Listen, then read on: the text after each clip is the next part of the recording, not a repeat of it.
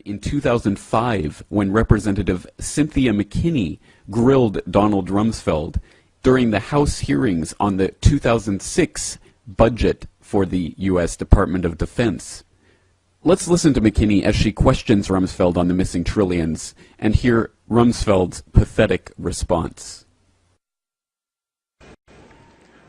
I thank the the gentlelady from Georgia, Ms. McKinney. Oh, thank you, Mr. Chairman.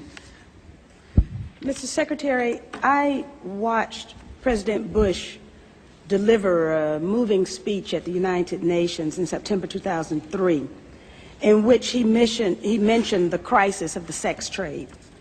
The President called for the punishment of those involved in this horrible business.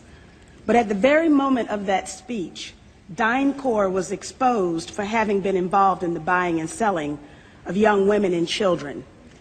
While all of this was going on, DynCorp kept the Pentagon contract to administer the smallpox and anthrax vaccines and is now working on a plague vaccine through the Joint Vaccine Acquisition Program.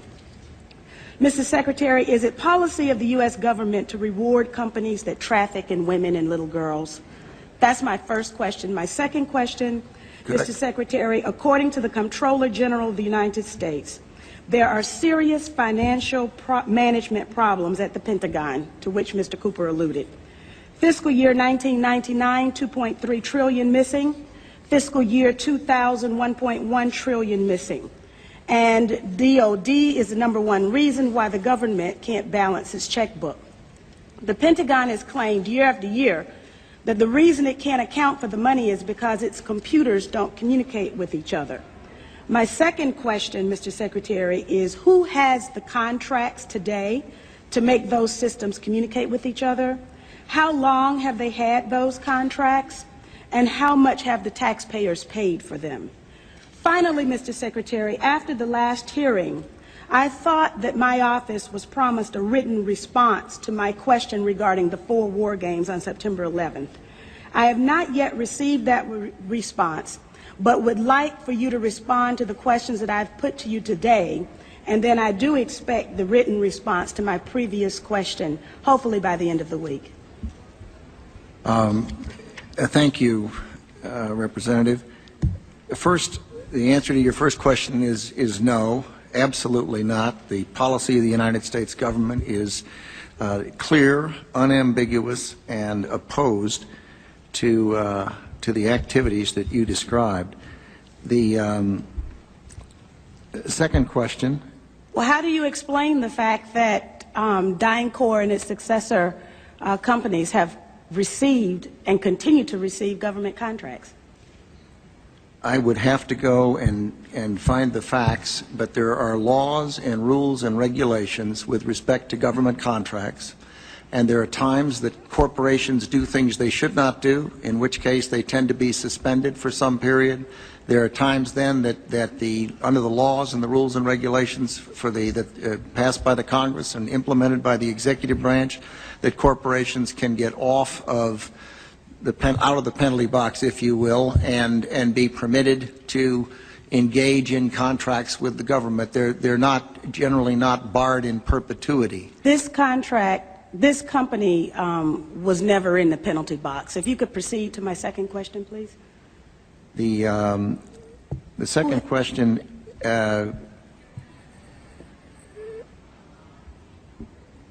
I've forgotten what the second question was. I think Ms. Jonas knows it. Okay. Thank you, Ms. McKinney. I appreciate the question. I appreciate your interest in our department's financial condition, and we are working very hard on that program. I've just come back recently. I understand that you're working hard on it, but my question was, who has the contract? How long have they had that contract, and how much money have we spent on it? In general, we spend about $20 billion in the Department on Information Technology Systems. The accounting systems are part of that. I can get you the exact number for the record of what we spend on our current, what we call legacy systems, and those that we're moving toward. And who has the contracts? That would be a multitude of individuals. Could you name some, please? Well, I think off the top of my head, well, I would rather not. I'd rather provide that for the record. That's not privileged information, is it? I'm sure it's not. Well, please. Yeah. And we still have time, so please. I would be glad to provide for the record. I don't want to talk from the top of my head and be incorrect. On your first question, I'm advised by Dr. Chu that it was not the corporation that was engaged in the activities you characterized, but I'm told it was an employee of the corporation, and it was some years ago in the Balkans that took place. It's my understanding that it continues to take place, and Is that right? Yes. Well, if you can give me information to that effect, I'm sure you are interested in all of the information that I have, and I'll be more than happy to provide it to you. Good, thank you. But I would also like to get information from you. Okay. For example, the information that I just requested about who has those contracts. Certainly. Let me assure the gentlelady that we'll make sure that this exchange of information takes place. And Mr. Secretary, if you can get back with us on the DynCorp story, we'll get that to the gentlelady. Thank you, Mr. Chairman. We'll get back on both of the first two questions, but the Congresswoman has raised the other question twice now, and I'd like to have General Myers respond because you mentioned it in the last hearing, and I think it would be helpful to get the answer, even though we're on red, if you don't mind, Mr. Chairman. General Myers, go right ahead. But I would like to have the answer in writing as well, as I thought my office was promised. Okay, I don't know about the promise, Congresswoman, but could you repeat the question to make sure I'm answering the right question? This is 9/11 question.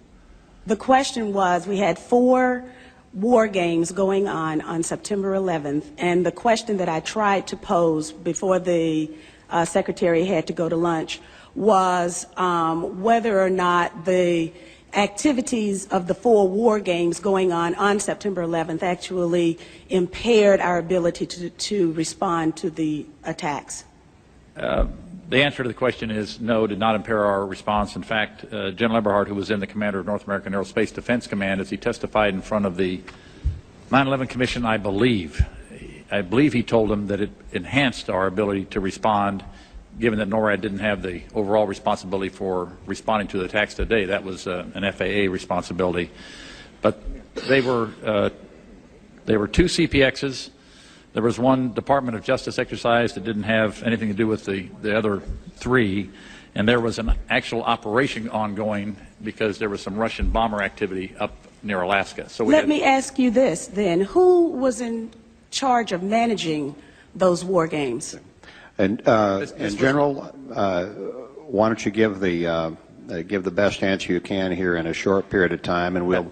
The gentlelady wants to get a written answer anyway, and then we can move on to other folks. The important thing to realize is North American Aerospace Defense Command was responsible. These are command post exercises. What that means is all the battle positions that are normally not filled are indeed filled.